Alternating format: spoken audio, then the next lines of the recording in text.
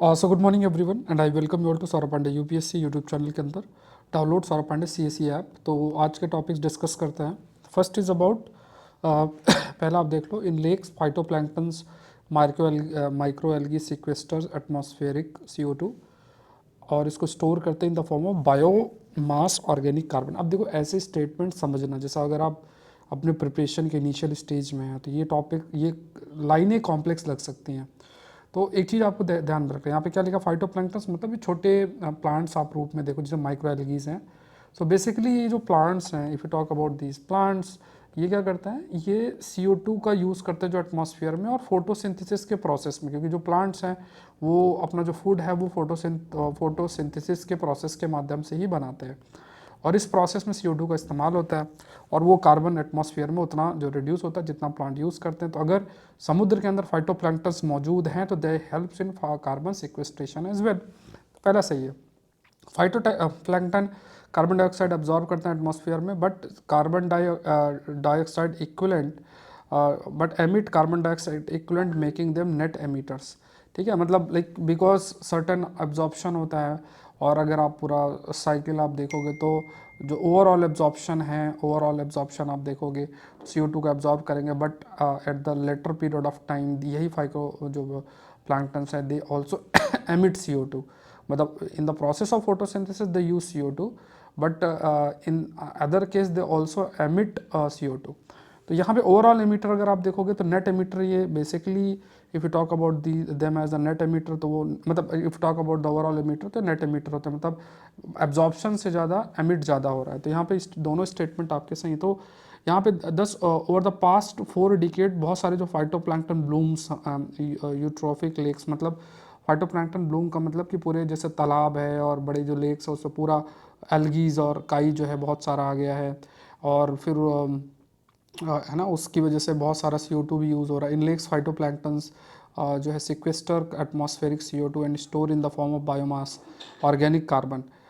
Only a small fraction of this organic carbon remain buried while the remaining part is recycled to the atmosphere as CO2 and methane, the reports hold। तो मतलब देखो ये जो specifically aspect है थोड़ा सा इसमें correct कर लेना कि अगर कोई तालाब है या लेक कोई बड़ा है वहाँ पे अगर CO2 is used by these plants या जो फाइटोप्लैंक्टन्स हैं इनके द्वारा यूज़ होता है, फिर एक समय जब आता है फिर यही जैसे मान लो क्या है कि जब ये प्लांट डाई कर जाते हैं तो उस स्थिति में जब डिकम्पोजिशन और ये सब होगा तो CO2 और मीथेन उसी से पूरा का पूरा जो लेक है वहाँ से ओवरऑल जो मीथेन और CO2 निकलेगा that will be comparatively more in comparison जो CO2 इस्तेमाल किया गया था इन फाइटोप्लैंक्टन्स के द्वारा।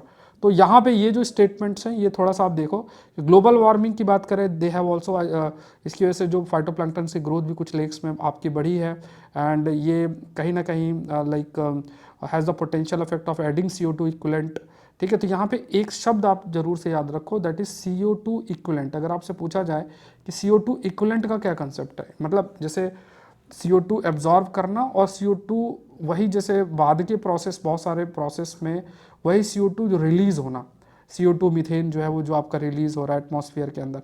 सो ओवरऑल देखा जाए तो एब्जॉर्प्शन से ज़्यादा एमिट हो रहा है, तो वो जो स्थिति है उसे CO2 EQ बोलते हैं। ये टर्म आप याद रखो, जैसे CO2 EQ जो ये लिखा हुआ है ये टर्म आपको याद रखना है। ठीक है, और जो मैंने इससे पहले वाली जो बात बताई कुछ प्लांट्स होते हैं उनमें वो देखने को मिलता है, बट यहाँ पे जो कंसेप्ट है you have to link it with the eutrophication और जो these phytoplanktons they absorb CO2 और फिर बाद में जब वो उनकी लाइफ साइकिल ख़त्म होती है तो बहुत सारा CO2 मीथेन जो है उस पूरे लेक से एमिट भी होता है। अब नेक्स्ट देख लेते हैं, railway station in India which fall under the UNESCO world heritage site के अंदर कौन कौन से हैं। तो फर्स्ट और सेकंड दार्जिलिंग हिमालयन रेलवे, कालका रेलवे जो है वो आपका है। दार्जिलिंग हिमालय जो है वो 1999 के अंदर है।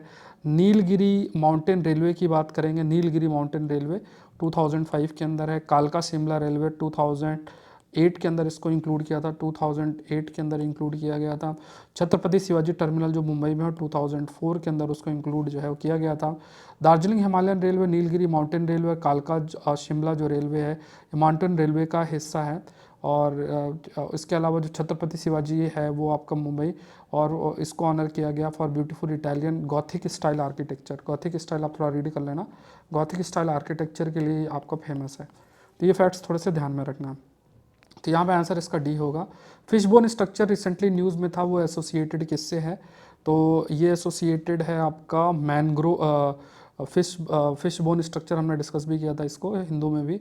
तो this is basically mangrove plantation से रिलेटेड है। तो फिश बोन चैनल प्लांटेशन जो है ये कंजर्वेशन टेक्निक है जिसमें मैनग्रोव जो होते हैं, जो समुद्र किनारे जो पेड़ पौधे होते हैं, उनको दोबारा से उगाने का ये तरीका है।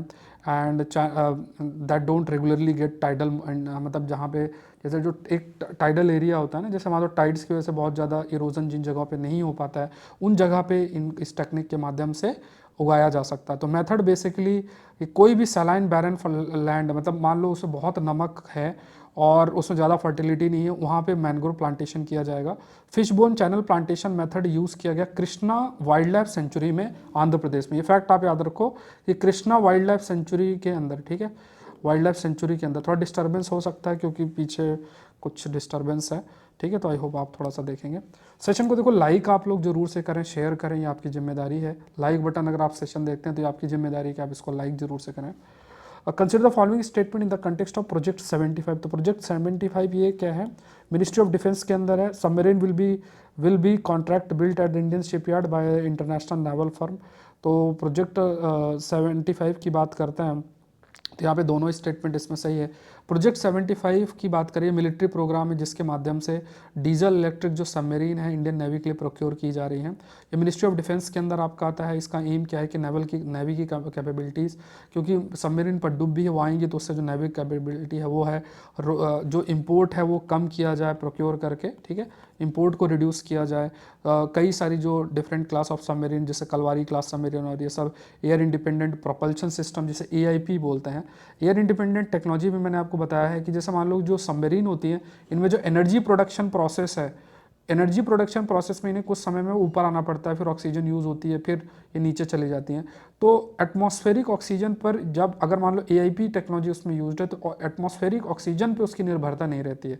तो ये सबमरीन पॉपुलर होती है क्योंकि जैसे ही सबमरीन पनडुब्बी ऊपर आएगी वो पता चल जाएगा कि इतने समय से नीचे जब ऊपर आने वाली, तो एनिमीज़ को पता चल जाएगा तो नुकसान होगा।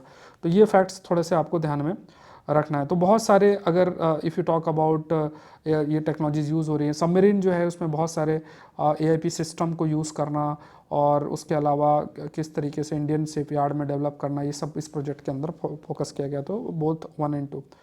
वर्काला क्लिफ जो है रिसेंटली न्यूज़ में था on account of risk of severe destruction caused by large scale port construction which have resulted into, जिसकी वजह से कोस्टल इरोजन हुआ था।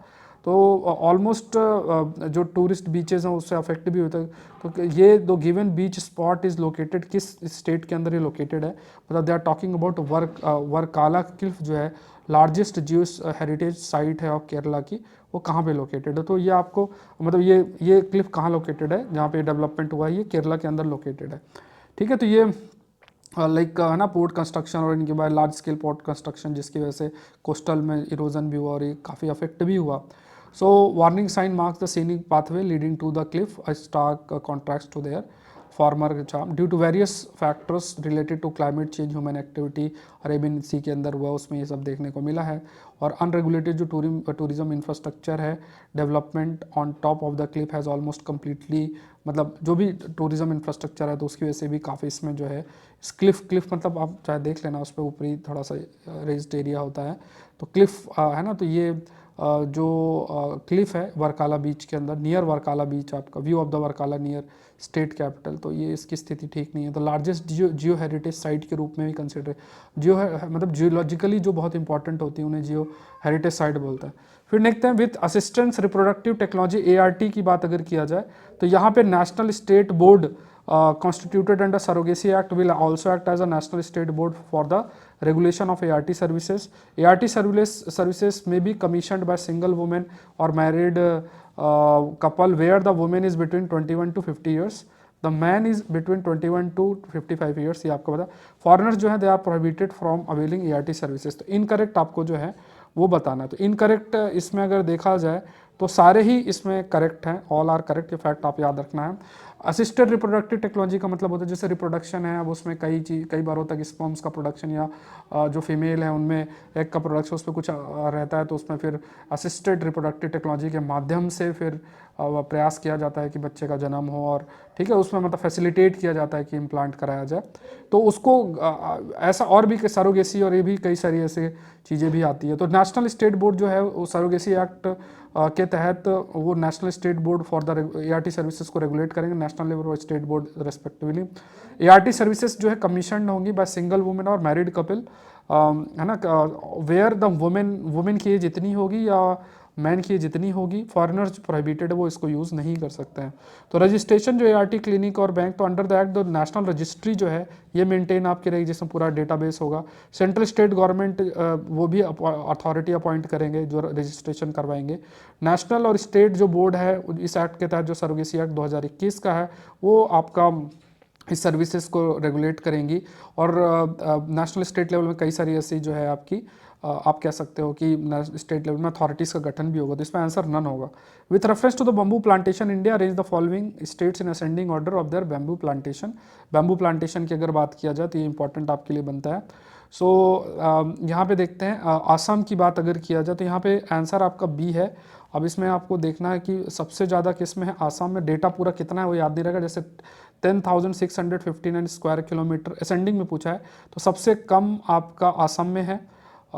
ठीक है, फिर एक मिनट है ना, आपका यहाँ पे सबसे कम सबसे सॉरी यहाँ पे अगर थोड़ा सा देख लेते हैं तो यहाँ पे आपको अरेंज करना है, arrange the following state ascending order में है। तो यहाँ पे उड़ीसा, असम के अंदर 10,659 स्क्वायर किलोमीटर का है। मध्य प्रदेश में आप देखोगे तो 18,000 है। ठीक है, तो मध्य प्रदेश में एक्चुअली सबसे ज़्यादा है। असेंडिंग का मतलब हो गया कि कम से ज़्यादा है ना, if I am not wrong. ठीक है, तो यहाँ पे ये 1 आगे आएगा। ठीक है, तो असेंडिंग का मतलब आई थिंक सबसे पहले तो आसाम होना चाहिए, और आसाम के बाद फिर आपका महाराष्ट्र होना चाहिए। ठीक है, ये थोड़ा सा इसमें करेक्शन इसमें करना पड़ेगा। देखो आसाम होना चाहिए, इसको करेक्ट कर लो थोड़ा। आसाम होना चाहिए, आसाम के बाद आपका उसके बाद आपका आसाम के बाद महाराष्ट्र है, महाराष्ट्र सॉरी आसाम के बाद आपका सबसे ज़्यादा उड़ीसा में है। उड़ीसा के बाद आपका जो है महाराष्ट्र, महाराष्ट्र के बाद आपका अरुणाचल प्रदेश, फिर मध्य प्रदेश। तो ये थोड़ा देख लेना कौन सा ऑप्शन है, करेक्ट कर लेना। नेक्स्ट देख लेते हैं, जॉयनगर मायो रिसेंटली न्यूज़ में था, इन GI tag associated which of the following state. तो ये वेस्ट बंगाल से जो है ये एसोसिएटेड है। तो ये कुछ फैक्ट्स आपको ध्यान में रखना है।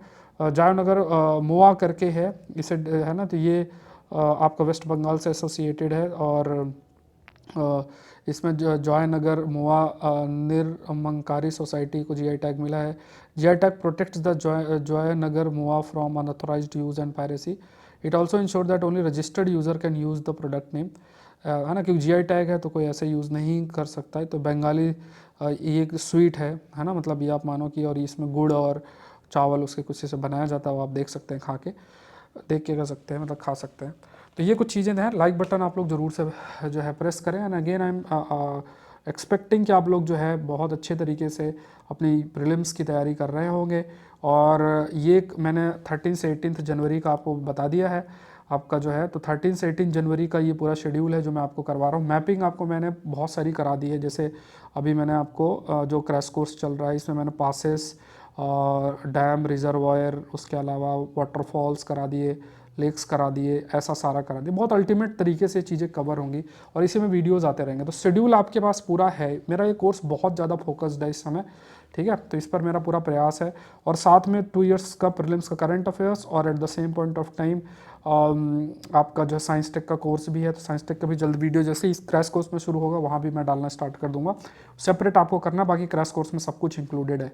तो ऑफर इसमें हमेशा से रहेगा, मतलब आप ज्वाइन जब भी करें कि, है ना, कि तो यहाँ पे अभी ये वाला ऑफ़र आज भी आपका एक्टिव है, तो आप उसका बेनिफिट उठा सकते हैं। 50% ऑफ इन ऑल कोर्सेज। अभी तक नहीं जुड़े तो ज़रूर से जुड़े, लिंक डिस्क्रिप्शन बॉक्स में है। कोई क्वेरी है तो नंबर आप याद रखें, ये जो नंबर है आपका 90579। और क्रैश कोर्स आपका कंप्लीट सोल्यूशन है प्रीलिम्स के सक्सेस के लिए। Thank you everyone, thank you.